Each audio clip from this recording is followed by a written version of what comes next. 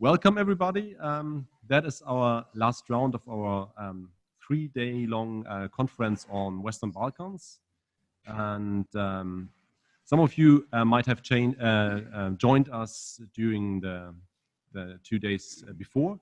But for all of you participants out there who are tuning in only now, I would like to tell you that this event is a hybrid format, meaning that we have actually people present here in the room at the Protestant Academy in Locum, but most of you obviously are out in the digital world. And a warm welcome to all of you who are not with us at the moment. And the title of this last round is Exploring Future Trajectories. Will the Western Balkans and the EU grow together more closely in the future, or rather move further apart? That's the question that we would like to elaborate on. And I'm very excited and very happy that we have an excellent panel that is, I think, perfectly fit to elaborate this forward-looking question and towards the future trajectories. And I'm happy to introduce to you Christiane Hullmann. I see you in the lower bottom, but in the lower part of my screen. I don't know where you participants out there see her. Yeah, you wave, very good. She's the head, the newly appointed head of the Western Balkan division at the German Foreign Office. Before that, she was quite some time the deputy head of this very division. So she's very deep into the topic, I would say. It's very good. As a diplomat, she traveled, of course, far, and she was in New York, for example, with the United Nations, in Kiev with the embassy, but also in the Foreign Office with the EU department. And she's a trainer. By training, she's a lawyer. So welcome, Ms. Hullmann. Thanks that you're here with us. Then I have Ambassador Bagota. He's also newly appointed as ambassador for the Republic of Croatia in Germany, newly based here since the beginning of this year. By training, he's also a law expert. He studied in Zagreb and in Washington, D.C. And before moving to Berlin, he was ambassador to Serbia and to Austria. So thanks, Ambassador, that you are with us today. Then we have with us Manuel Sarrazin. He's the member of the German Parliament for the Green Party. He is originally from Hamburg and is representing in that format the Hamburg as well in the Parliament. He is with the Foreign Affairs Committee and with the European Committee, but also the spokesperson of the Green Party for Eastern Europe. And, so to speak, in his leisure time, he's also acting as the president of the Southeast Europe Association, which is, as you might know, the cooperating partner with this very event here. So great that you're on board. And I hear that there is a meeting coming up in the Parliament. You might leave earlier, but I think we can arrange it. Very good. It's leisure time now, yeah. Okay, it's leisure time. Oh, okay, even more thanks then. Then we have Peter Gerg. He was there already yesterday with us. He's so great that you're back on board with this last event. He's the national coordinator for the Western Balkans at the Ministry of Foreign Affairs of Slovenia. And he's also organizing as general secretary the so-called Planned Strategic Forum. That's a yearly event which took place very recently. Before that, he was the chair of the Committee for Civil Aspect and Crisis Management in Brussels, and also the chief foreign policy advisor to the Prime Minister of Slovenia. So, Peter, great that you're here again. And last but not least, we have I would say an old friend to the academy here, because he was here, I think, at least 2 times. Vedran Djic. He is the senior researcher at the Austrian Institute for International Affairs, OIIP, and he's also a lecturer at the University in Vienna and a non-resident fellow at the Transatlantic Center at the Johns Hopkins University in Washington, D.C. So thanks all of you that you're here. I'm very looking forward to discussion, but before we start, I have to make 2 procedural comments. First, and that goes out to all the participants out there, we will do this in the following format. We will first have a moderated discussion, afterwards Q&A, giving all the people here in the room the chance, but also participants out there to ask questions, make comments. For the participant out there, you can join us in two ways. Either you write your question to the Q&A function you find at the lower screen and the lower part of your screen, or you write simply at the chat, which is which gives you the advantage that everyone can see your question, so it's a bit more transparent. So two ways to participate, and you should participate and write us preferably question while we are doing this moderation, that we have a bit of time to prepare and then read it to the participants out there. Okay, so without further ado, I would like to start, and I would like to start with you, Ms. Hullmann. As I'm counting correctly, we have early September, and that means that the German EU presidency is half-time through, almost half-time through. And I would like to ask, what do you wish to achieve in the remaining month in terms of Western Balkan policy? And maybe more important part would be, even for my question as the second part, what parts or fruitful initiative what should tackle, but you have no time to tackle during your presidency, and future presidencies or others should tackle. So that's what my question would be. I'd like to pose to you. Please, you have the word. Yes, dear Mr. Müller-Färber, esteemed panelists, ladies and gentlemen, first of all, thank you so much for the invitation to speak at this very stimulating conference. I would have loved to be there in person already back in spring, but yes, due to known circumstances, all this has become much more complicated. As you know, the Western Balkans is high on the agenda of German foreign policy, and is also high on the agenda of our Council presidency. We see it as our strategic interest that the region will eventually be part of the European Union. We were very glad to see the renewed momentum in the relations between the EU and the region following the positive decision on accession talks with Albania and North Macedonia in March, and also the Western Balkans Summit in May. We are convinced that also the new methodology will help to intensify the accession processes. Also, the substantial assistance package totaling 3.3 billion euros by the EU to mitigate the impact of COVID-19 pandemic in the region, it was a clear sign of solidarity. And it is our wish now for the remaining Council presidency to maintain this positive dynamic. And as you were just saying that the first part of half of our presidency is already over, well, let us not forget that August is a rather quiet month in Brussels, so I think the main things lie ahead. For us, this means first and foremost laying the groundwork for the accession talks with Albania and North Macedonia. The negotiating frameworks are already being discussed in Brussels these days. And it is our aim to hold the first intergovernmental conference with North Macedonia, and if the additional conditions are met, also with Albania. We also hope for further progress in the accession processes with Serbia and Montenegro. Here, the assessment by the Commission in the country reports, which will come out in fall, will be the central point of reference, obviously. As to Bosnia and Herzegovina, we continue to support the implementation of the 14 key priorities, which the EU Commission outlined in its opinion on the membership application by Bosnia.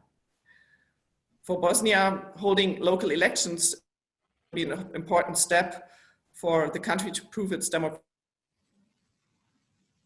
especially the city of Mostar, where people have been deprived of their right to vote and to be elected for far too long. A very important point for us is also the EU facilitated dialogue between Kosovo and Serbia. Here we expect and hope to see further progress progress. We very much welcome the resumption of the dialogue in Brussels back on July 12th, after its far too long interruption. This is a very important positive development. In our opinion, there's an urgent need for advancing the dialogue, as the unresolved situation between the two countries is holding back both Kosovo and Serbia and the entire region. It is hampering regional cooperation and also posing difficulties thus in the Berlin process. The objective of the dialogue is a comprehensive agreement that allows for the realization of the EU perspective of both countries and increases stability in the region. Our position on potential border swaps and border changes and land swaps is well known, and we are glad that this is not part of the discussion anymore. Efforts also of EU's Lajčák, who we fully support, the negotiations are progressing. Here's our full support. And last but not least, we expect a communication by the European Commission in fall on an additional economic and investment package aimed at further stimulating growth and economic development in the region. This will be an important guideline for of the EU in the region in the foreseeable future, and particularly also with a view to overcoming the socio-economic fallout of the COVID-19 pandemic. One has to say COVID-19 is of course something that has been now a topic which runs through all the issues which we are dealing with. It makes also many of our efforts much more complicated, and that is what I will come to later. But just to sum it up, the overarching objective of our presidency is to contribute to advancing the EU perspective of the 6 Western Balkan countries. And now as to your question, what we would have loved to do and couldn't do, the answer is very easy. We would have loved to bring people together from the Western Balkans, the EU, politicians, civil society, youth, and just like you are now organizing a hybrid conference, we also have to think of hybrid formats, virtual formats, and they just cannot replace what we have when we meet in person, because it's people-to-people meetings, contacts, which produce good ideas, which help to foster bilateral relations. So we are really missing that a lot. And under normal circumstances, my colleagues and me would have traveled a lot to the region, like everyone else on the panel as well, I guess, and in the audience. And all this is not possible. There's also of many opportunities to discuss in depth these issues with people in the region. And so this is something which we hope can be done at a later stage by, we hope very much already to a bigger extent by the next presidencies. So this is it for the moment. I hope it wasn't too long. Thank you. Thank you. Yeah, thank you very much. I would like then to turn to you, Ambassador Baguta. I would like to ask you, since many have the feeling that recently the appetite for further enlargement has decreased among EU states. So in the medium and long-term perspectives, do you see, well, it's a bit a juicy question, but do you see an alternative strategy to EU enlargement? Is this a thing you're pondering about, or what's your point on the enlargement issue for Western Balkan states? So many thanks for this invitation.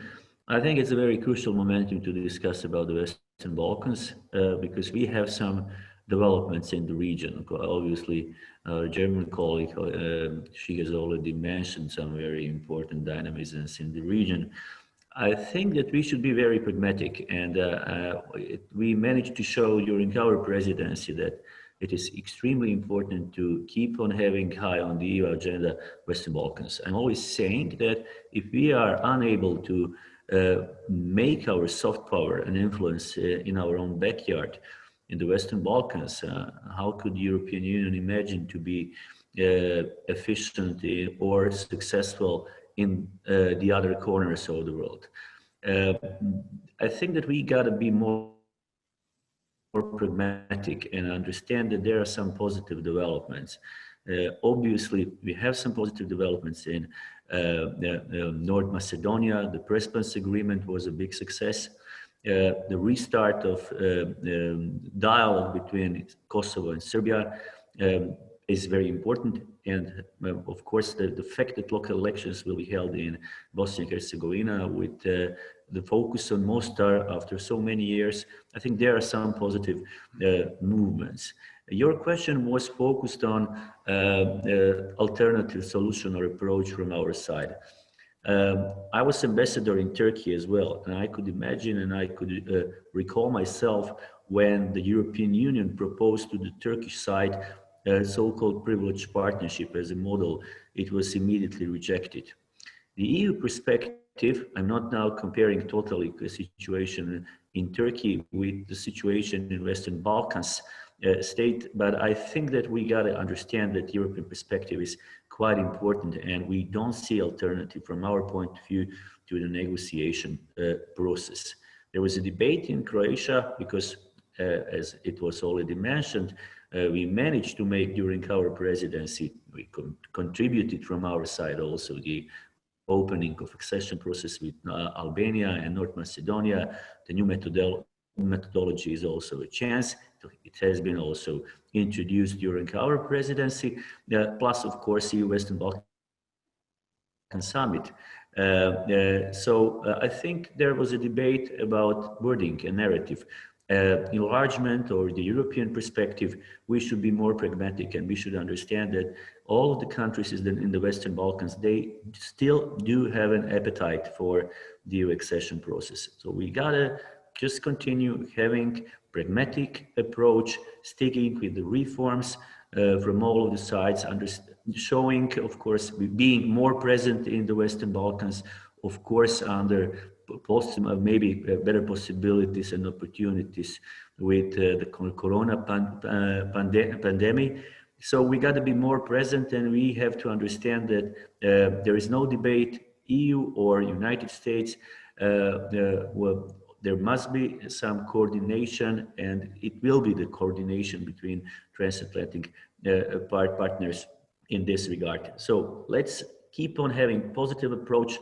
We have to be more present in the region, but definitely stick on our one side with our obligations and promisings, but on the other side, insist on the concrete reforms in the Western Balkan states. I'm so happy the German side is also willing to keep on having high on the agenda the Western Balkans. We learned that there will be a conference regarding demography. It is quite important because this is a very hot issue in all the countries in the Western Balkans. And the point of our presidency was to having steady communication, again, high on the agenda of the European Union for the countries in the Western Balkans. The gap for more than 10 or 14 years between Saloniki summit and the summit in Bulgaria was definitely a very productive step from the European side. Now, we managed to decide that every 2 years there will be summit between EU and Western Balkan states. And again, it has to be very high on the agenda of the presidencies and the European Commission. And I'm glad that the German side will take over this very ambitious agenda during the presidency. Yeah, thank you. Thank you very much. Now I would like to turn to you, Peter. In 2021, if I'm not mistaken, Slovenia will take over the EU presidency. Since you heard what Ms. Hohlmann said about future projects for other presidencies left over, so to speak. So, is there something already a plan you can maybe, or an outlook you can give about the Slovenian presidency? Because obviously the Western Balkans is for you a very crucial area, so in region. So, is there something you can tell us about outlook on your strategy in that regard? Yeah, thank you very much, Thomas, and I would like to also thank you for the invitation and to be able to talk to this great panel. Now, regarding our presidency or EU Western Balkan relations in general, I think for the next period of time you're going to have two processes which, in our opinion, should be connected and not done separately. One is the so-called Conference on the Future of Europe, and the second one is the continuation of enlargement.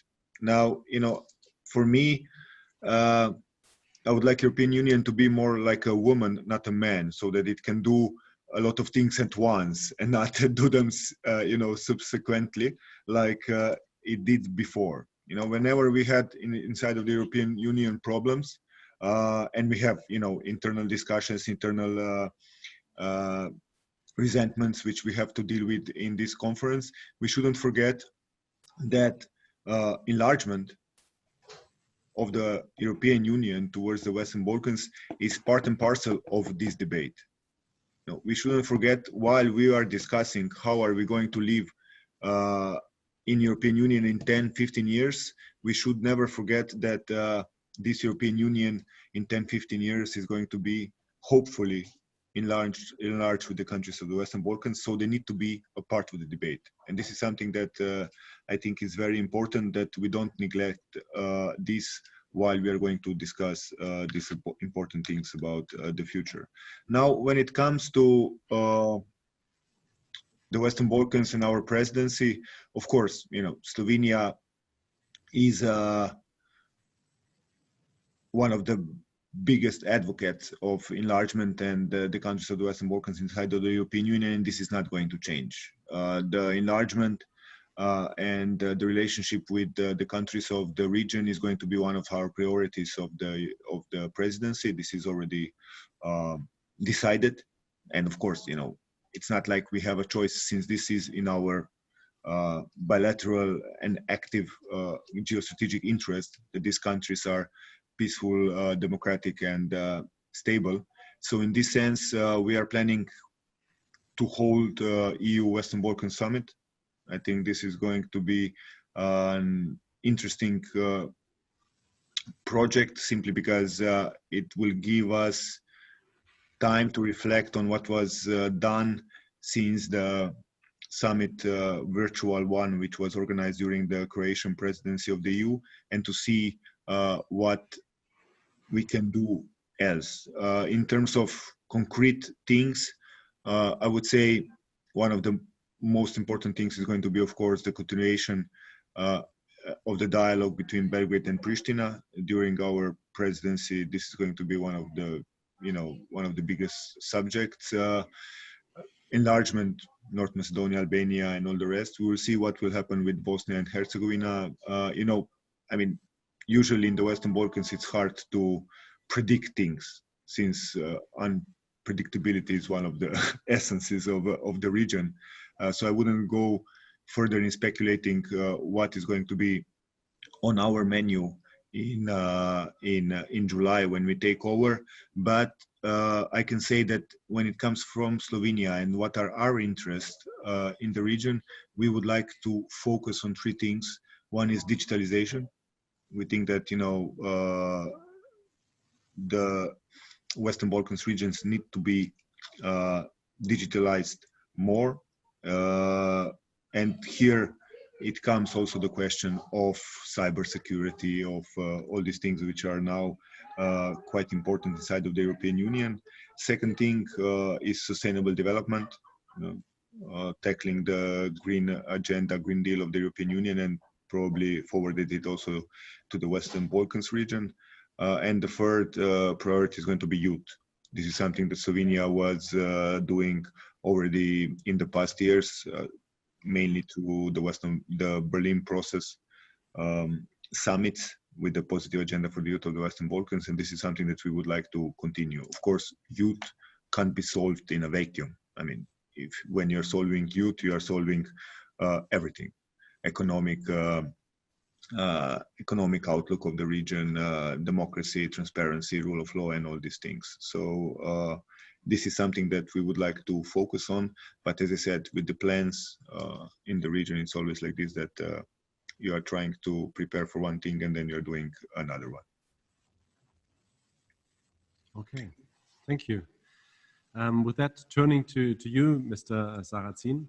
Well, it is often said that the EU and EU member states should well take on an alternative approach towards the Western Balkans, and actually we discussed this lengthily during our conference as well. So working more with civil society and maybe working cannot its really way hear around. you. Can you hear? Sorry. You can hear me, okay. Working its way around state actors.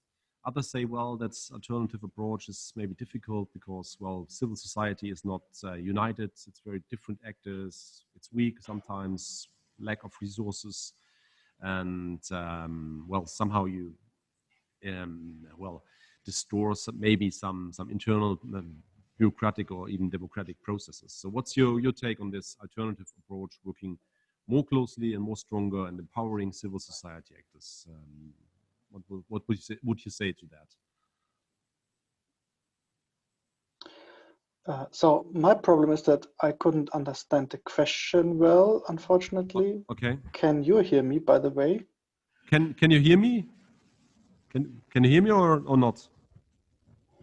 Yeah, so Mr. Meffer, I think you have to unmute your mic. Okay. But is the sound coming to you? Yeah, no. Yeah, now the sound is again coming to me, but the connection is really bad. Okay. I can ask the question again if you want to, and I type it also into the chat format. So the idea was the question was about how to work with civil society. Is it an idea to go that way or do it more strongly than in the past? And what's the positive side about it and what's the negative side? So how do you see this approach towards? So I wrote it also in the chat so you can read it now. So actually, I think that I'm totally with Mr. Bakota's general opinion that everything which is less than the classical enlargement aspiration is a totally dead-end road. And I strongly believe this, by the way, not only for Southeast Europe and the Western Balkans, even also for our Eastern Partnership. I think that the transformative power of the European Union is still in the enlargement process. But if we are frank and honest, and sometimes it's not good to be too honest, but I think in this moment we can be at least halfly honest, we are to a certain extent stuck with the enlargement as well. On the one hand, because of missing clarity and introvert politics in the capitals in the European Union, like in Paris, but to a certain extent also in Berlin. Of course, not Frau Hullmann and the office, but in general, I would also be critical towards us. And second, because the trend of new models of leadership, call it that way, in the region are not really meeting the aspiration of the acquis of democratic and rule of law transformation of the societies, to call it diplomatic. And in this moment, I think we need a general shift, a reorientation of the European politics towards the region, to focus less on government and cooperation and negotiation between government officials and the Commission, and more to focus on the transformation of the societies, which is mainly cooperation and support for civil society, and fight for the space for these actors of society to act locally in the region. I think a bit in the moment like a small Helsinki moment. Civil society, human rights defenders, journalists, investigative journalists are under pressure in the region. The new models of ethno-nationalistic leaders and the new trends of politics in the world in general is leading into a less pluralistic situation in the states of the region, and European Union must tackle that in a female way, like Mr. Krieg was saying, going on this enlargement process, but not only focusing on the classical enlargement process, on the chapters and so on, focusing as well on civil society, human rights, and trying to build up new transformative instruments directly into the societies.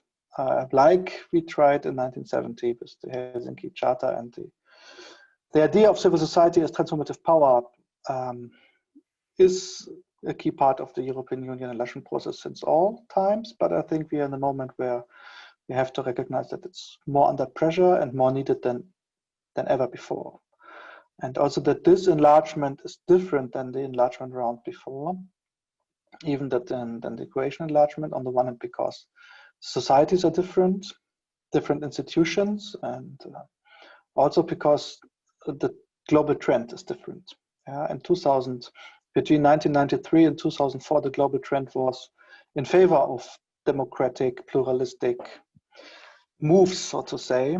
And today, globally, this model of society, of leadership is under pressure, and of course as well in this region where we see a playground of the big players to fight for power. And we have to be aware that civil society and influence and the mindset of people is extremely important. In the 90s, we thought that Coca-Cola and MTV are building up the mindset for the new enlargement in Central Europe. In Southeast Europe, we have this institution since a long time, but there's missing some institutions, or it's even getting less. So I think it's a really key question, and of course, the European Union has not yet the perfect instruments to do it. We have to develop. Okay, thank you. Now, finally, to Mr. Dzic. Well, rather maybe a broader question. Let's assume. Can you hear me? Yes, of course. Very well. Yeah. Okay.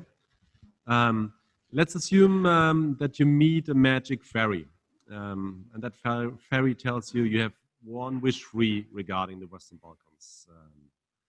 What would you answer? What would be your wish in terms to tweak Western Balkan policy of the EU and its member state? So maybe not too long. If you can give us a brief your wish, Yeah. Mr. Dzic. Okay, I have. First of all, thank you for inviting me. It's good to be among friends. Unfortunately, we are not able to see each other, but I hope that's going to happen soon. I mean, I have two small girls, and the one is 7, the other is 3.5, and they like magic fairies all the time. So tell me the story and this fairy and this one, and then I try. I mean, I have started trying basically to tell them that there are no magic fairies. I mean, they need to believe in magic fairies, but at the same time, they need to understand that the world out there is more complicated. But you still have to believe somehow that something is there out there. In any way, I mean, when I take this as a background and travel back in time to the beginning of the Europeanization in 2000. I would say at that moment we all believed, like my girls believe right now, that we have the magic stick. So now European integration 2000, we have the magic stick. If we do A, B, C, D institutions, rule of law, we will arrive in the magic world of the European Union.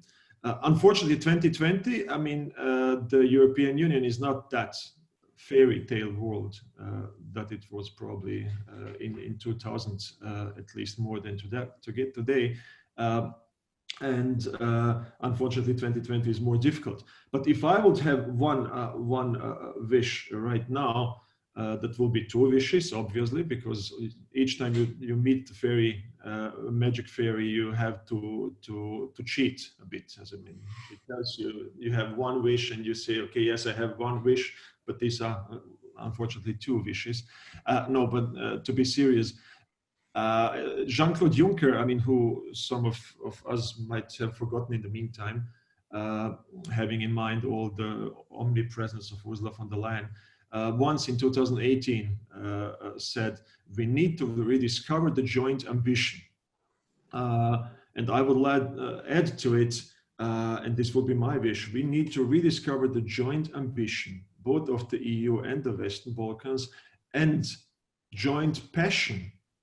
And then this is then the second wish, ambition and passion. And saying basically that we miss the ambition right now, both on the sides of the European Union and definitely on the side of many in the region. I don't see any European ambition in Serbia, in the not whatsoever, and I don't see a lot of ambitions in Bosnia, for example, etc., etc. But I mean, the region is different. And passion, I don't see a lot of passion for the EU enlargement in the EU, and I don't see a lot of passion in the region for it. And my second wish would be, when we manage to rediscover the joint ambition and passion, to join those, and this is on the line with Manuel Saracin, join those in the region that share this passion and ambition and that are not cynical. And basically, what will that mean? And I would just try to sum it up quickly and end. So ambition is something that you cannot compromise. Ambition is not about compromising. Ambition is something that you define, you stick to it. And the EU and the region, unfortunately, have been compromising too much on the way towards between 2000 and 2020.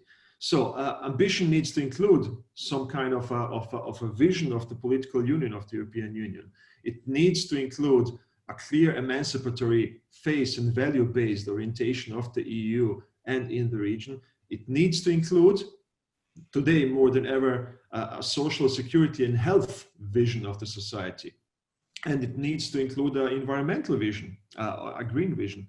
That will be the part of the vision. And when it comes to the passion, I just need to quote one of my colleagues. I don't know who it was in one of the conferences, similar like this one.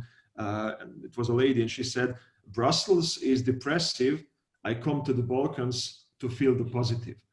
I'm not quite sure if this is still true, at least not in all parts of the Balkans, but that relates very much to the question of political emotions.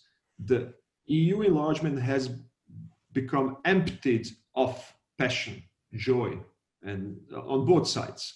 And this is what we need to rediscover. And I would argue ultimately, again, going a bit towards the line of what Manuel Saracin said, that there is particularly, both in Europe, but also in the Balkans, which are part of the Europe, there is a lot of those passions and joys, but not, unfortunately, not right now in the institutions, unfortunately, not right now in the presidencies, like the Bosnian one, unfortunately, not that much in the political realm. It's more on the streets. It's in small movements, it's in small initiatives. And I would say there you have much more of a kind of ambition and passion and real utopia that we should stick to it. And I believe the EU should particularly put an emphasis on those levels of energies and keep that space, the space that we need to liberate each and every day, starting anew. Keep that kind of a space of passion, emancipatory energies free for other people to find it, to populate it, and to live it, because those people are pushed on the margins. So that's basically vision. Sorry for taking a bit longer. And just one last sentence. Together with the European Fund from the Balkans and a few other organizations in the region, and I'm also in this part of the exercise. We have started a new process of mobilizing those bottom-up forces, and we will have a huge convention in Belgrade towards the end of May with more than 300 people, hopefully in post-corona times. So there are efforts to work on it. Mm-hmm. Okay, thank you very much. I would say that we shall now start with Q&A and bringing participants here as well as outside in the digital world in. And I would suggest that we do a bit of ping pong format, taking one question here from the room, then taking one from the digital world, and so back and forth. I have for the final maybe I have just before we start one single question I would like to ask that you answer it at the very end maybe of the discussion, so that gives you a bit time to think. I would like at the very end that maybe you come back with very briefly each of you with the event or the process that was most astonishing you when you look at the Western Balkans. That's something for the very end. So most puzzling and more astonishing event for the Western Balkans. That was maybe for the end. Now I'm looking into the room. Is there someone to raise a question? Yes, Florent, would you please then step forward? And Maxine, kannst du das Mikrofon anmachen? Ich weiß nicht, ob es an ist, oder it's maybe muted. Yeah. Hi. So good morning. Good morning. I like Vedan. I like very much your mention of passion and ambition. It reminds me the notion of inspiration. And I'm coming to the question inspiration. Since we are talking about fairies, inspiration being a supernatural being imparting to someone from the outside an idea which creates this motivation. And this inspiration, I find it problematic now because it's very much lacking, I have a feeling, in the EU. We take a lot of things for granted. We don't get so much inspired and we don't know where to find this inspiration. Certainly the fact that we bring always, that we seek to bring the EU back closer to citizens and not the citizens up to something outside is I guess, not very helping. And the emphasis on technocracy and bureaucracy, well, the fairy is not telling the tricks, the methods she is using to realize your wishes. So I would like to ask you, where do we find this source of inspiration or this source of motivation? How do we create it again if we have lost it? And the second question to Mrs. Hüllmann, this is about the recent meeting in Washington, and I would like to ask you, how do you assess the efforts of the Trump administration at mediating a deal between Kosovo and Serbia in parallel with little consultation with the EU? What is your take on that? Thank you. Mm-hmm. That is exactly what one person was asking from the digital world, who said asked also about the meeting and whether Germany and France or the EU in general should reflect towards the Kosovo-Serbia dialogue based on that recent meeting. I think that we can cluster these two questions together. Maybe we'll take another question from the room and then I give it back to you, dear panelists. And of course, you're welcome to each of you to hop in and comment each other as well. So that's the spirit, so to speak. Gudrun Steinacker, please. Yes, first of all, also thank you to all your comments and presentations and proposals. But I think we should finally start to discuss what, by looking back and looking forward, what happened in the past. And I think we have to admit that the neoliberal transformation, and that is what the EU, certainly with good intentions, and EU member states did in the Western Balkans, failed. And we have to rethink the concept of transformation, which we have been using until now. If I couldn't hear anymore more foreign direct investment, more growth measured by the GDP, which all didn't function over the past 30 years, and it will not function in the future. And we should now start together with academia and civil society, and therefore I support very much what was said by Mr. Sarrazin, to rethink how we shall go on after the pandemic, because I'm afraid everybody speaks only about the restructuring of the economy, etc. But what economy?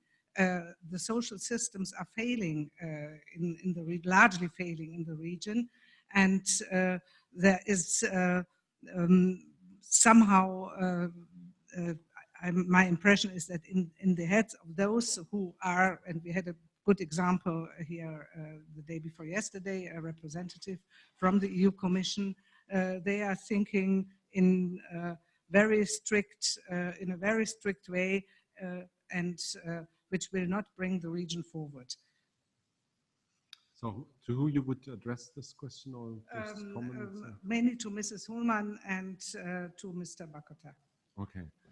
So, Ms. Hullman, would you like to start? We had this one with the meeting and the Serbian.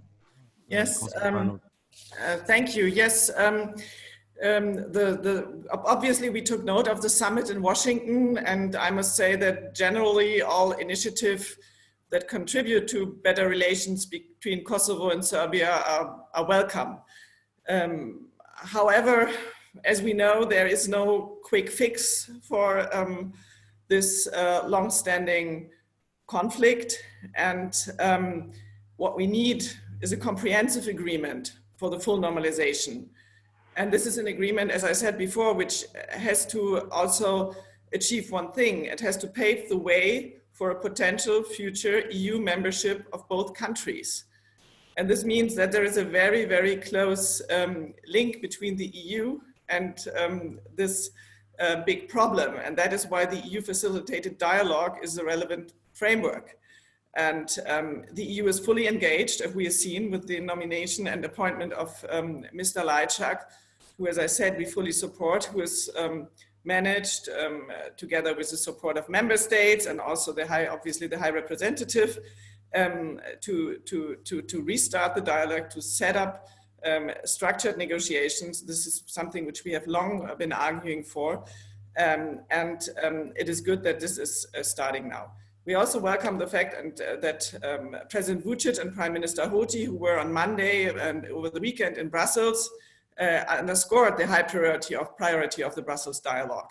And as to the US, obviously a very close transatlantic coordination concerning the dialogue is indispensable. And this has been stressed by the EU and also by the US recently. And so we are confident that this will go hand in hand in the future. As to the foreign policy issues that were included into the declarations which were signed, while we welcome the establishment of diplomatic relations between Israel and Kosovo, we regret very much that Serbia and Kosovo promised to set up their embassies in Jerusalem. This goes clearly against the EU consensus and also the CSFP alignment, which especially Serbia committed itself to. This is, thank you. And if I may just say one or two words to the question of Ms. Steinacker, which was also addressed for me. And I think we have to do both two things at the same time. We cannot, it's not a trade-off. It's not, here's good governance and civil liberty and democratic standard, and there's the economy. We see that people are leaving the region in big numbers. This is a challenge. It's huge. Of course, there's always been a tradition of, as we say in German, Gastarbeiter, already from former Yugoslavia. But what we see today has a different dimension. Young people, especially those who will be the change makers in the future, and I fully agree with what Mr. Sarrazin and other speakers said. It's young people, youth who have the passion and who are the ones who have to also play an essential role in the transformation of the societies, as do, by the way, also parliaments have. We need sort of a frank and open and intensive discussion in Parliament about all the issues which are needed, the reforms which take place. But people who leave for two reasons, but one of the reasons is also economic. And so it is obviously necessary to support the region also in advancing its economic infrastructure, where there are huge gaps when it comes to the EU, and what we are also trying to promote with the connectivity agenda, which is highlighted in the framework of the Berlin process, is especially to improve the infrastructure, to also connect the region with the EU transport and energy networks. But I fully agree that the transformation process is a task for the whole society, and it's not possible just to do it with governments alone. And yeah, and as we know, this for the known reasons. Thank you. Thank you. Since you elaborated on Ms. Steinecker's question, I would take on right this because it was also directed to you, Ambassador Balkans. What would you turn on, or you take on the question rethinking transformation? What would you say to the comment of Mr. Steiner?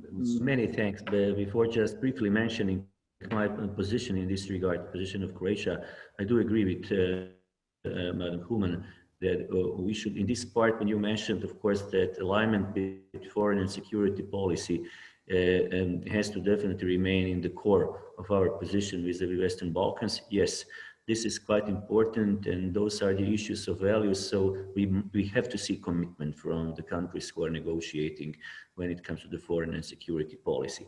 But just briefly, one reflection from my time in Belgrade, and I think it's quite important to mention what was the position of the EU ambassadors in Belgrade, and we're all quite disappointed by seeing that everything what is EU doing in the region, particularly in the case of Serbia, was not in the media, and when we compare ourselves with some other countries outside of the EU, with their influence and impact in the Serbian society, we were lagging far behind certain influences from the other countries. Everything what was done in a positive way was not presented in the Serbian media and for the Serbian society. The last example was, for example, this humanitarian support apparently came from China, but throughout with the contribution and with the funds from the European Union, which was not presented. The EU was very much engaged in the whole story. Secondly, I think that the countries who are negotiating have to understand that the negotiation process has to be a combination between political approaches and technical approaches. Sometimes it seems to me that we are too technical, and we have to understand that the values needs to remain and preserve as the priority. Unfortunately, we are not seeing, and some countries are only and exclusively focused on the technical side of negotiation processes. And eventually, I do agree with what Mr. Saracin mentioned. We have to understand the whole EU is in the process of transformation, and we are trying to explain this or describe as, for example, the vehicles. You have the generation 1 from Golf Volkswagen, and you have generation 7. The car has been changed, the vehicle has been changed, but still it's the same car. So this is the process with the negotiation process. We cannot compare 2002 with 2010, etc. But still, the whole idea has to be remained, and we should have a wider picture when it comes to the enlargement process. Not to forget that this was the most successful European policy. Mm-hmm. Thank you.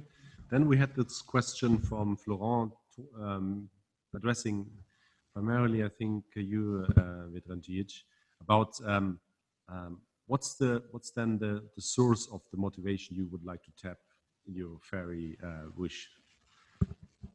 I believe that usually when you look for motivation, you can go like two different ways. The first one is to say what you don't like and what you despise, and then to have this kind of a negative definition. So this is what I reject, and this is what I want to fight against, and this is where I find my energy. And the second one is a more positive one. And when it comes to the first one, I would say there is something very fundamental and very big that we should not forget. When Peter was telling the most important issues for the Slovenian presidency, naming digitalization, sustainable development, and youth, everything is perfect, and this is important. But at the same time, there is an underlying issue that we haven't tackled so much today. And this is basically the question that in the region, precisely in some of the countries, we have a sort of governance that is basically rather selling an illusion of democracy than really trying to live democracy. This kind of a subtle authoritarianism. In a recent paper for German journal Blätter für deutsche Politik, I described it as Illusionskünstler, those that are selling illusions. And I mean, that's, by the way, not only the problem for the Balkans, I mean, we have it in the European Union too. And unfortunately, Peter, we have in your government some tendencies of some newly popping up illusions that will be interesting when the presidency comes. And unfortunately, in my country, I mean, the prime ministers met yesterday, Kurz and Janša, and but this will be another topic, as I don't want to go into this one. In any case, my point is, if we want to define ourselves, find the passion and the common ambition, we have to tackle this. There is no way just to leave it as it is when Orban goes against free media and civil society, when Vučić again publishes, or his government has a new list of people that he want to pressurize from the civil society and from investigative journalism. It's not acceptable when we have these judicial issues in Poland, and Kaczynski is obviously going to make the next push, etc., etc. So this is where we have to redefine Europe and address the illusions. If we don't do it, then we can have, I mean, Gudrun Steinacker alluded at this kind of a very pragmatic, neoliberal progress. We look towards the future. I mean, we always look to the future, and there will be always some future, but the question is, what future is this going to be? And on the positive side, I would say, and this is so very much encouraging. I mean, the COVID-19 crisis and pandemic was horrible, is still horrible. But when you look into the acts of solidarity as one of the crucial terms, also among the Balkans, but also between the European states, those people taken up by Germany from Italy, from the hospitals, or more acts of solidarity between the Western Balkans countries, particularly. This is, I mean, this kind of a group practice, solidarity as a group practice, as a collective commitment of all of us, basically to assist someone else, to jump over the bridge, to help those at risks. I mean, this is so fundamental. This is what makes Europe. I mean, this is the story of Europe after 1945. And find inspiration here, and there is so much inspiration, and included into the Conference on Future of Europe, etc., etc. That will be an unbelievable source of inspiration, I would say. Mm-hmm. Thank you. Then we have one. We make another round. I think, of course, we have one from the room. Tobias Flessenkämper. Okay. Peter's just wanted to react. Maybe then we take Peter first, and then Peter, please.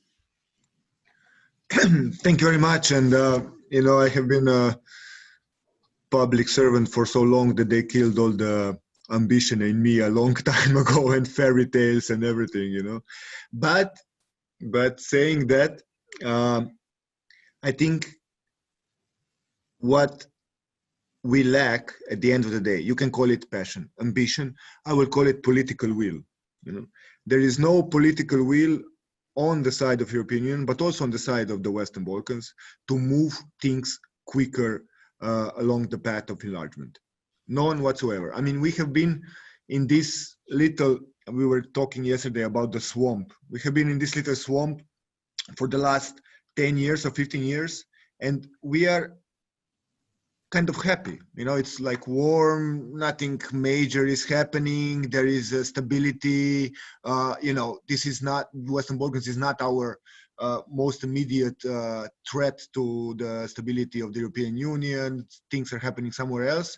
So everybody is happy. The politicians in the Western Balkans are happy because, you know, for them, going quicker is not always the best option, and for us also because we have to contend and deal with the internal issues, the ones which were described already here in length.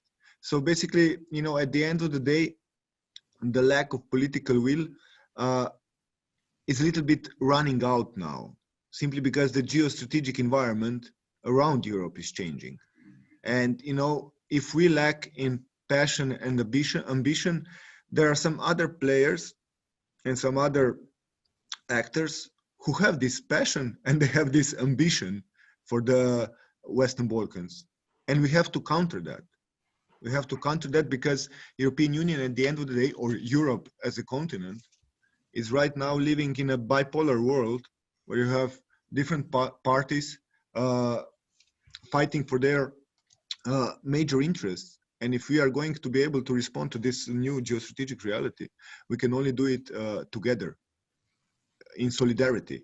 This is something which Vedran mentioned, and this is one word which I really like very much: solidarity. I mean, solidarity is something that is a fundamental principle on which European Union stands. And if we are going to forget that, then we are going to go the wrong way. So in this sense, how to move towards a bigger political will is a fundamental question. I think, firstly, outside pressures are going to be such that we will have to do something. And secondly, inside of European Union, I think with the debates on how we are going to live and continue living together is going to have a big influence also on the story of enlargement of the Western Balkans. But to be more practical, one thing which we could do now is open as many programs as possible to the people and to the countries of the Western Balkans. This is not something very difficult. You know, I know that, for example, German Auswärtiges Amt is preparing the European diplomatic program, where also young diplomats from the Western Balkans countries are going to be joining. So this kind of things, but also in terms of civil society, in terms of, you know, joining some conferences like diplomats at the Political Security Council in the European Union or something like that. We should open up programs so that these people feel this passion that we were talking about. Thank you. Thank you. Manuel Sarrazin is raising his hand, please. Yeah, I hope you can hear me because my internet is from time to time quite weak. Then I switch off my video because I hope the broadband is enough for the sound though. At the moment it's good. I just wanted to try to answer on what Gudrun Steinacker was mentioning. And actually, I cannot give a clear answer, but I want to elaborate shortly on that. The first is that the neoliberal, what you call neoliberal, I don't believe this wording of neoliberal, by the way, but that's a different question. What you call the neoliberal way of transformation is actually the backbone of the success of enlargement in Central Europe. The internal market is the key, it is the heart of the European Union, and it is the backbone also of the social progress we saw in Central Europe. And if you call transformation of a process globally, you can see that the EU enlargement was in all statistics the most successful transformation, peaceful transformation, especially at the global scale in the new history.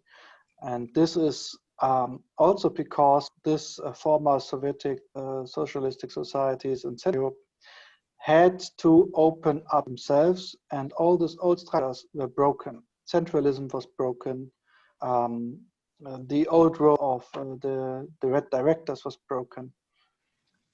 So actually, I would usually truly believe in this, what you call neoliberal concept of transformation.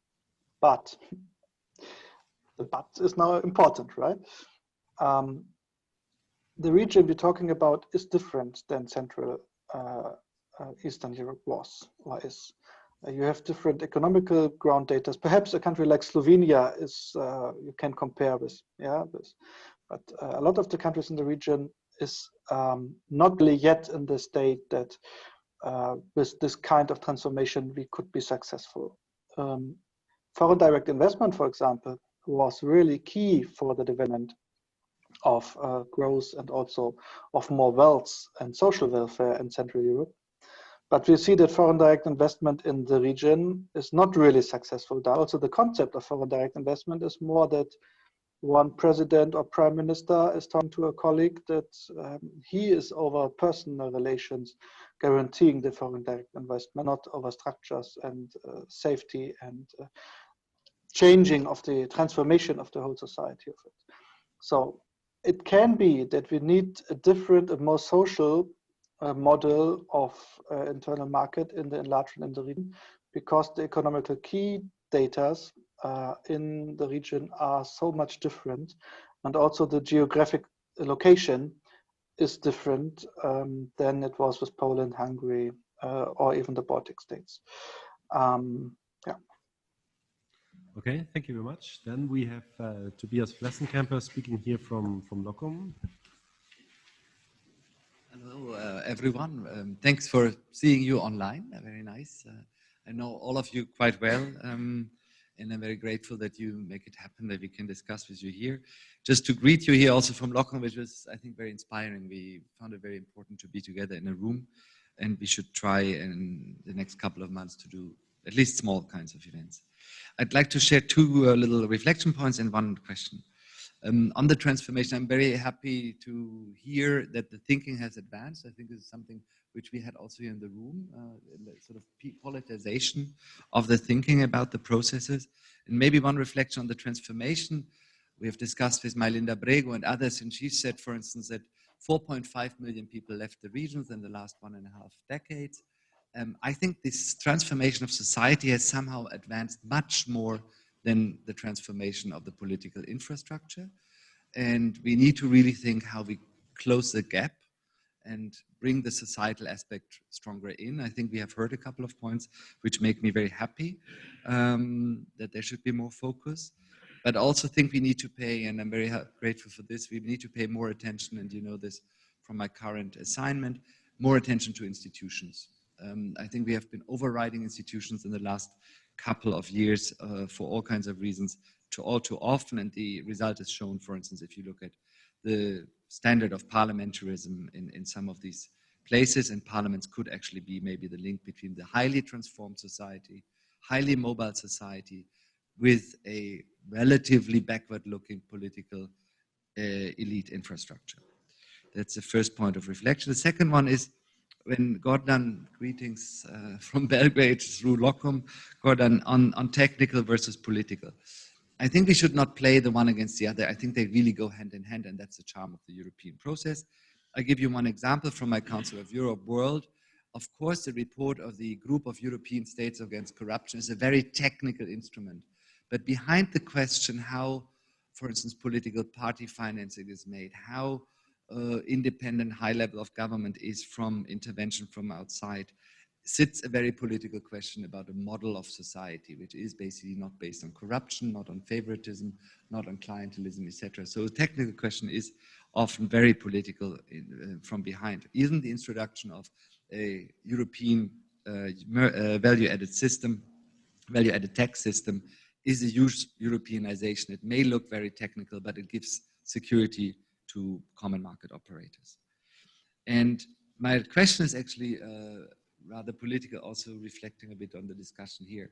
I think that May 2022 is somehow a very important date for Europe, because this will be the French presidential election, which will have a plebiscitarian character like presidential elections in France have. And if you look at the last 30 years, we had 1992, which was a very narrow referendum result on the Maastricht Treaty. We had 2005 with a no on the constitutional treaty. We had the 2017 with Macron, and somewhat I believe that 2022 will somehow be also a referendum in France on the future of not only who is the next president, but on the future of the European development. So we haven't got much time. And how would you, all of you individually, actually communicate to the French voters about how important it is to think together the future of Europe with a Europe that becomes more Muslim, that becomes more diverse, and also becomes poorer, which would mean enlargement? Okay, thank you. Then we have, I think, 3 questions from the digital side, and then we should come, I think, to an end, because looking at the time. We have one question from to Ms. Hullmann about visa liberalization for Kosovo. That was a question I think that was asked during other parts of our discussion already, but I think it's good to raise it again. I think, is it that a priority in your agenda? That's the question as it reads here in at the chat. What are the challenge to visa liberation process in Kosovo? That goes to Ms. Hullmann. And another question goes to Peter. A lady is writing, I'm quite impressed by the lead role of Slovenia, taking a number of initiatives in the region. And given the particular historical role of Slovenia in the region, how are the non-EU states of the Western Balkans are reacting to this role of Slovenia in Western Balkans? That's a question. And then I have one about, that's the last question I would take, about a particular form of civil society, so to speak. That's the role about religion. I'm not quite sure who to address this. Maybe to you, Vedranjic, because you told that you will do this large interactive thing, hopefully. And so I think you're somehow into this civil society thing. It's a question about religion. How important part would religious actor play in this process, and how important would this part of the European civil society for strengthening the progressive values we believe all in? So that's a question maybe to you, Vedranjic. Okay, and then we have this from Tobias, which goes to every one of you, but it's a very political question, maybe to Mr. Sarrazin. But maybe, Hoffman, you start with the visa liberalization question. Thank you. Thank you for giving me the easy one. Now, to be serious, we are fully aware of the big frustration in Kosovo over this issue, and also the harm which it is causing as to the credibility of the EU in Kosovo. However, one must recall the fact that this is a member state's decision. We have a communication by the Commission from 2018, according to which all the criteria are fulfilled. This was discussed in fall, but there was no consensus among member states at that time in fall 2018 that this was the case. So that was why the discussion stopped at that point. So it is very much also a question of trust, and the trust concerns issues like rule of law, corruption, fight against organized crime in Kosovo. And we have been ourselves active, because I won't deny that there were also these doubts in the German government, that we have had set up expert meetings between our Ministry of the Interior and the Kosovo Ministry of the Interior, which were very fruitful. And as we heard also, France has agreed with Kosovo to do expert missions. So this is something which is, for example, a very good development. And we, in our conversations also with the Kosovo government, we strongly we stress the point how important it is to get in contact with especially the very skeptical member states in order to show how things are done in Kosovo, also when it comes to document security and questions like that. We will continue to be in contact also with member states and see the need to revitalize the discussion. But this is what I can say at this point. It is an issue which is hurting harming the EU Western Balkans relation in general, because it of course is also seen or watched very closly from other states in the region. So we are aware of that and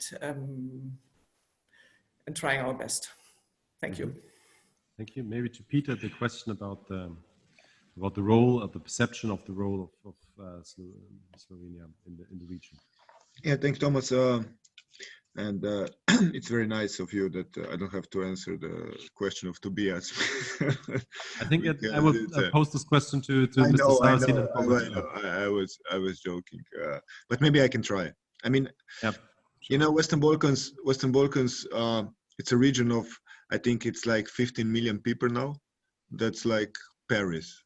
I think, you know, enlargement as such to the Western Balkans is not going to change fundamentally how European Union is going to work or how it's going to be developed in the future. If we are serious to embrace them inside of the Union as democratic, transparent countries who are, you know, approaching the rule of law.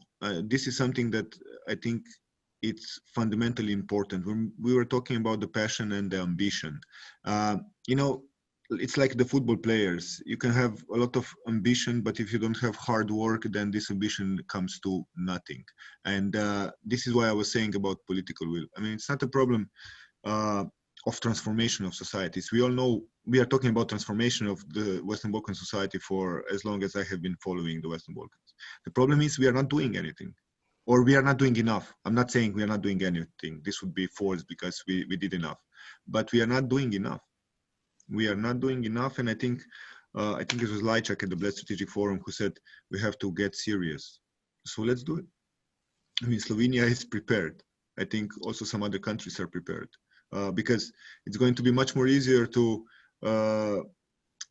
translate the Western Balkans to the French voters by saying, look, these countries have the passion, these countries have changed, these countries are on the way to become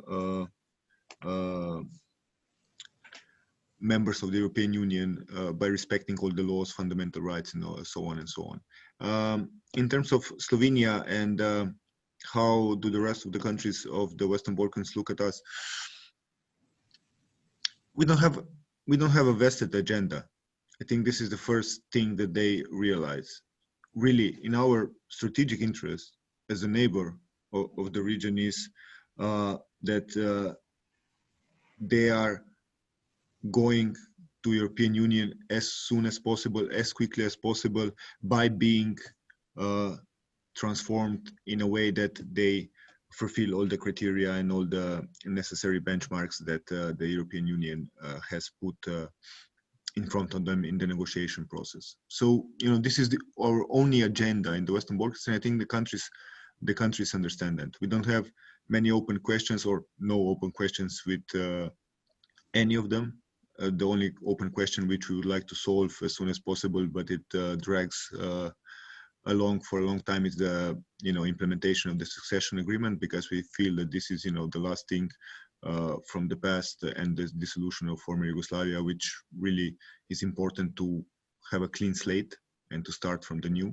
But on the other hand, with all the countries, we have good bilateral relations and no open issues, and this is something that I think they understand and they value. And we, on the other hand, we are like translators.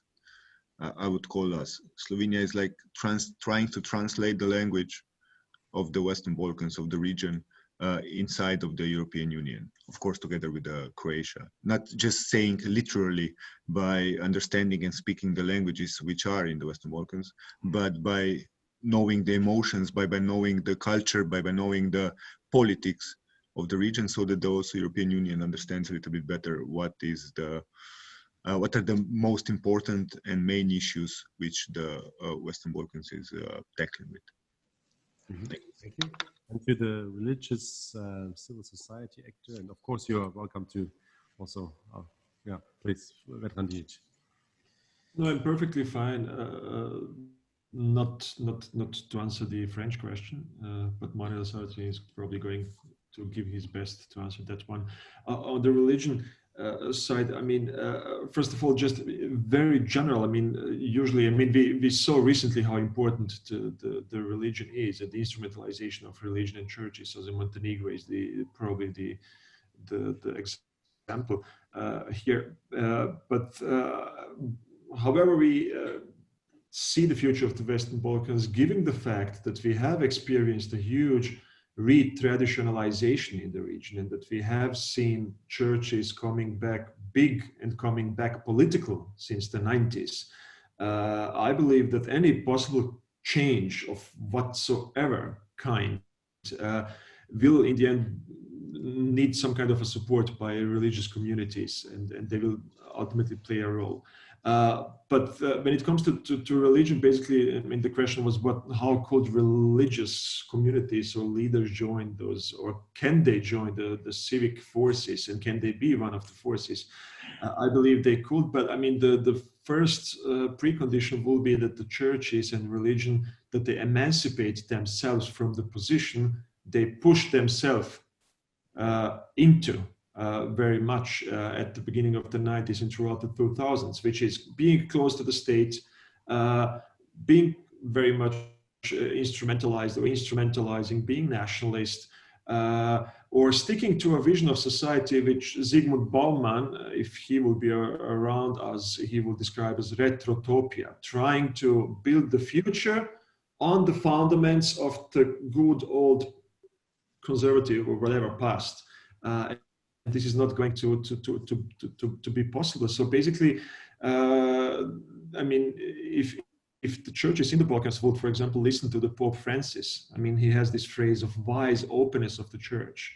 So wise openness meaning knowing what you do, but opening up towards the others, then the churches might be able to join those forces that can change something from below. And I mean, there are individuals in the churches, in the religious communities, that are as courageous as you can imagine. I mean, that are as progressive as you can imagine.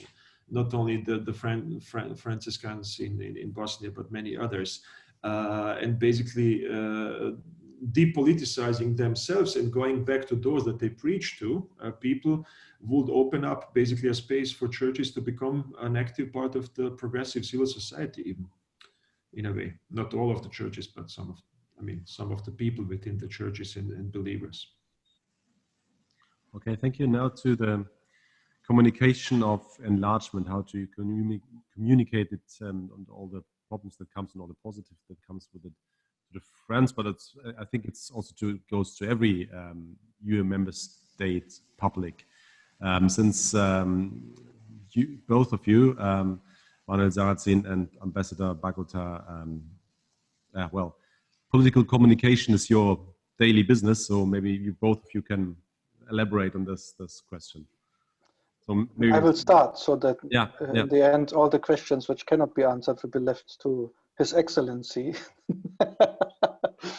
After being so thankful for getting, I was glad that I didn't have to answer on the question with religion, and then you posed me a much more religious question. Even the Pope is less important than the President of France, of course. So the honest answer on France is nobody knows. The current political system of France is, if Mr. Macron wants this or that, France is doing this or that. Doesn't matter what you communicate or not. I truly believe that no voter in France has any interest in the Western Balkans. They don't mind, they don't care. Turkey is the topic everybody can talk about, but who is interested in Albania? Nobody really. The political problem is more the political elite. And this is not only a French problem, this is also a Dutch problem, this is also a German problem to a certain extent. And to a certain extent, this is not only the question of communication, this is also the question of communication. We have also the situation that political elites in the region are using communication with us for political power fights at home, which was quite successful in the case of Albania, let's say it this way. Yeah. So I think it's important to stand up in front of the public and to say we are in favor of enlargement and we vote this in German parliament, and to be frank and to be open to society. But on the other hand, the resentment in the German conservative parliament group was mainly because there was some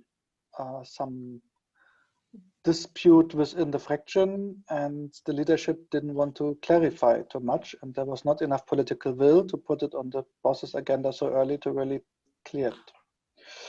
And this is the problem. So we come back to what Peter was saying, the lack of ambition and the lack of passion. If Albania and North Macedonia were one of the most passionate and ambitious projects of Madam Chancellor Merkel 2 years ago already, I think the German parliament could have decided it earlier and put more pressure on the French. So perhaps we would have been half a year earlier with the decision. So in the end, it's a question of political will. But of course, bad news from the region is bad news, is good news for those who want to have this process stuck.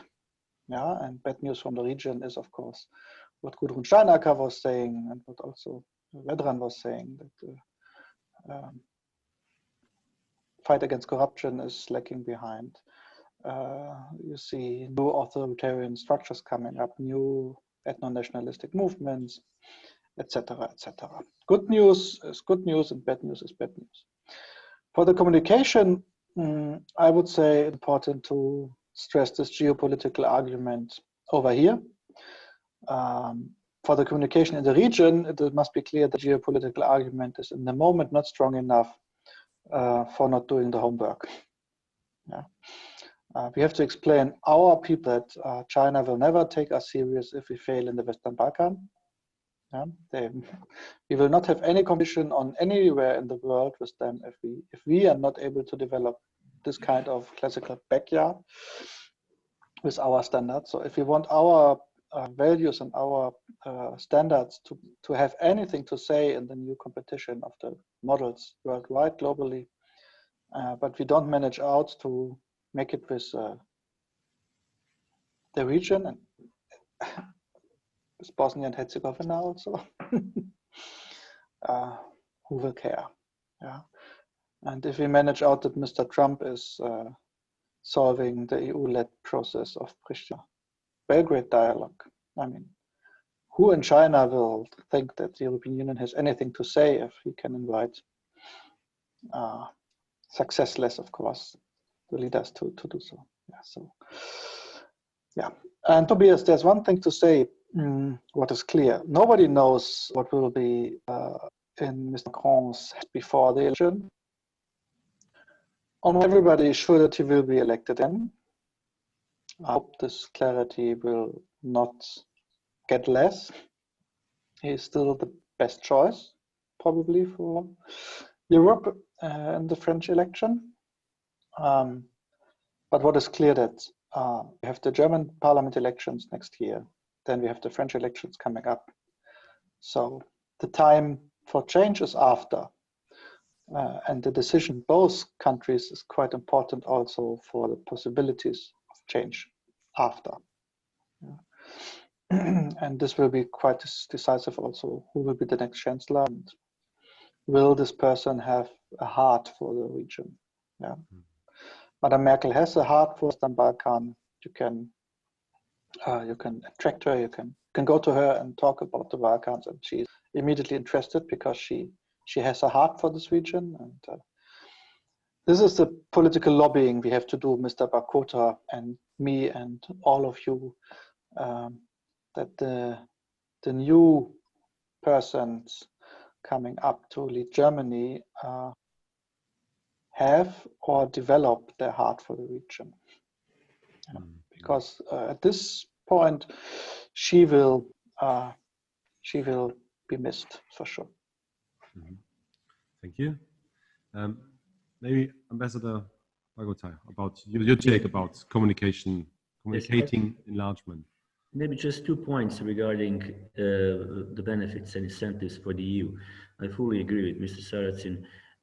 So every success in the region, which is from our point of view, much more realistic to be seen as a certain crisis worldwide is definitely incentive for the foreign and security policy of all of the member states. So we can definitely yield, and every politician in Europe might have a wider picture when it comes to the successes in the region. So this might be an incentive for more participation and engagement in the region from the point of the EU.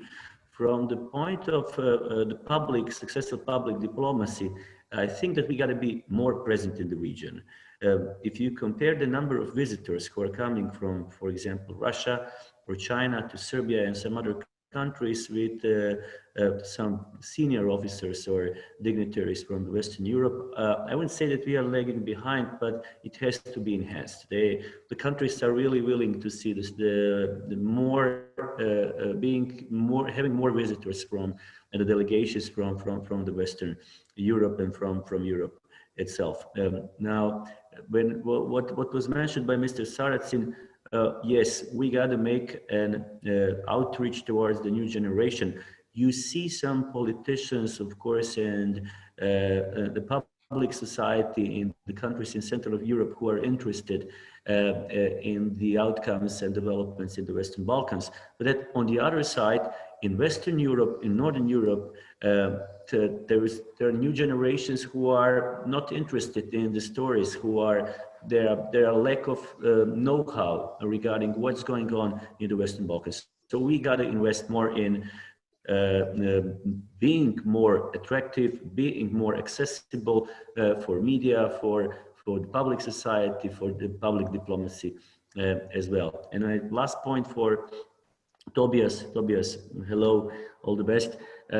Yes, I didn't say that neither one side or other side need to prevail and dominate when it comes to the political approach and technical approach. It has to be hand in hand, but we do see that some countries are exclusively focused on the technical issues.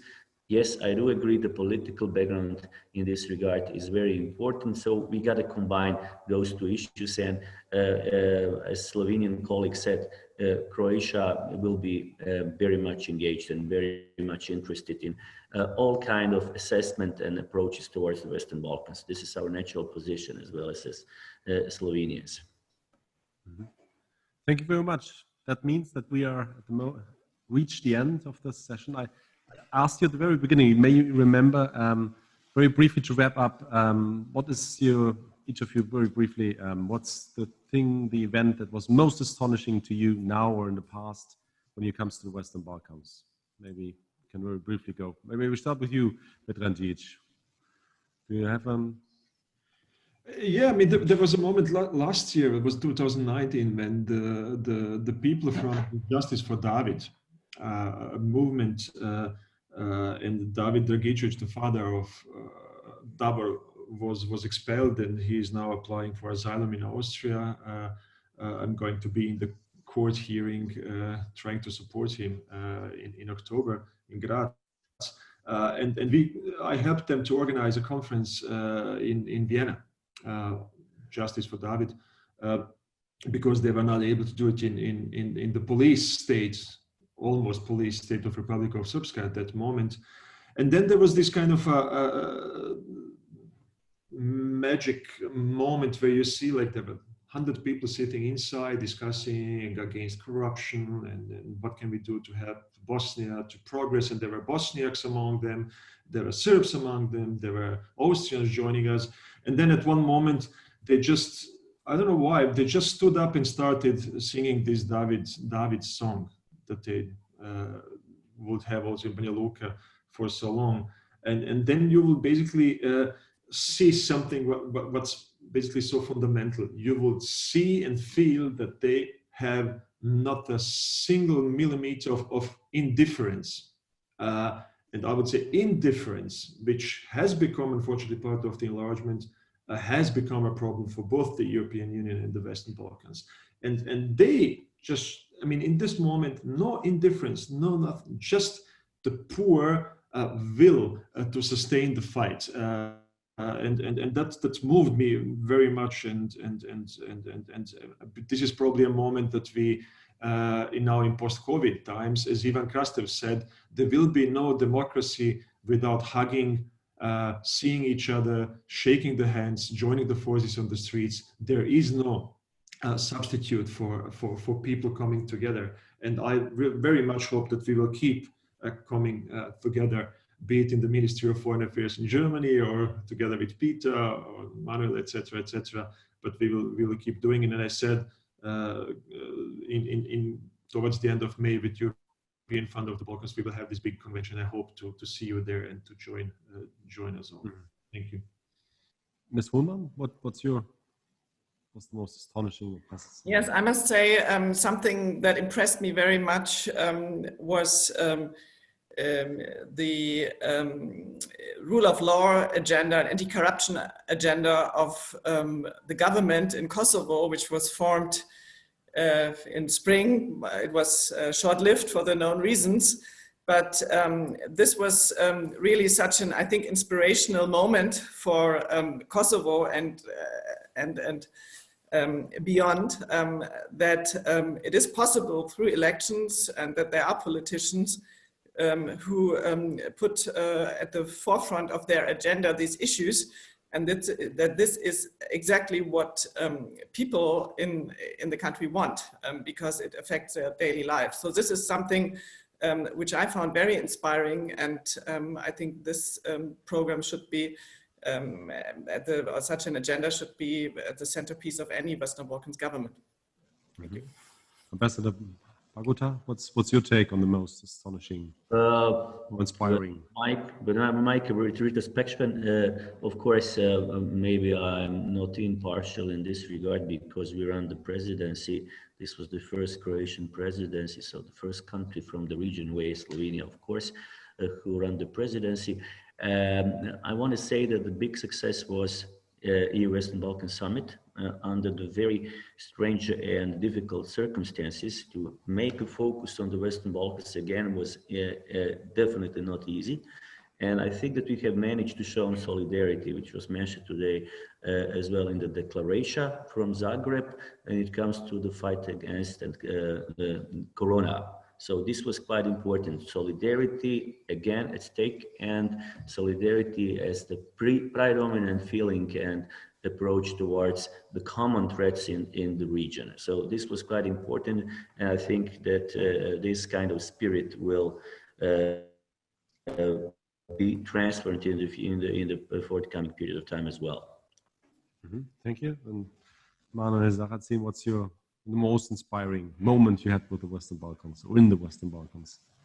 I would make 2 points. The second one, to be a bit unnice to Ambassador Bagota and to Mr. Krk. The one is when you talk to persons, to people like Stefica Galic, Natasha Kandic, Sahiba Husic. So these great people who have seen so much and still believe and are still passionate. Yeah, and they're inspiring me, and you can see how much you can change the world by being responsive to them, to people who still have the values and who fight and who are under so big pressure at home. Second point is, I remember I was an MP, a bit younger, and I had a visit to Croatia because it was in the enlargement process of Croatia, and we had a meeting with the foreign minister, Vesna Pusic, and she came a bit late because she directly made it from the airplane. She made our meeting and she told us directly she just came from Slovenia, and they made the deal to go to the international court to get the question solved, which are still open, so that the Slovenian veto is deblocked. This was an inspiring, astonishing moment. I was the first one to get it firsthand, and yeah, so far too that Slovenians have no problems with neighbors and Croatians have no problems with neighbors. In that time, I thought it's more for solving things in the region. And I remember myself that I was proposing this to colleagues in North Macedonia and in Greece to think about the role model of Slovenia and Croatia on that. Today, we might see it a bit different, but we are of course lucky that both countries are fellow member states. Thank you. And last but not least, Peter. Thank you very much. If you look at Croatia and Slovenia, I think every year, I think there is 1 million Slovenians going to Croatian coast, and there is a lot of Croatian skiers going to Slovenia. And I think our bilateral trade is 5.4 billion euros, if I'm not mistaken. So, this issue is really not compromising the relations which we have, mainly people to people, So I think it would be nice if it would be solved, but it's not getting in the way of very close bilateral relations between Croatia and Slovenia. Now, in terms of most astonishing, I would say, was the speech of former President of European Commission Juncker, when he said that some of the countries of the European Union, of Western Balkans, are going to arrive to the EU by 2024, I think he said. The most inspiring was PRESPA agreement, for sure. This really took so much of political courage, so much of determination. I mean, you have to realize they changed the name of the country. That I was really, hoping that this would be a stepping stone to solving other open issues in the region, namely, for and foremost, the dialogue between Belgrade and Pristina.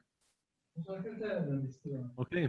Thank you, everybody. Thank you, everybody out there. And we give you, at least the few that we are here, a warm applause. I hope you can hear it. And thank you very much. And goodbye. See you soon, hopefully. Thank you. Bye-bye.